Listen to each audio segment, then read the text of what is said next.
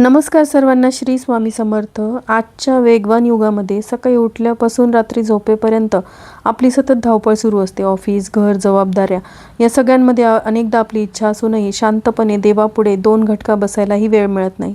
रोज देवपूजा करायची तर आहे, पण त्यासाठी वेळच नाही, ही अनेकांची अडचण असते। काहींना किचकट पूजाविधी आणि मंत्राची माहिती नसल्याने संकोच वाटतं, पण आपल्या शास्त्रांनी हे जाणले आहे की देवाला तुमच्या तासनतासाच्या पूजेपेक्षा तुमच्या श्रद्धेच्या एका क्षणाची अधिक ओढ असते। देवाला तुमचा वेळ नाही, तर तुमचा भाव हवा असतो। रोजची देवपूजा केल्याने आपला संपूर्ण दिवस हा सकारात्मकतेने भरलेला राहतो आणि आपलं आयुष्य मंगलमय होतं।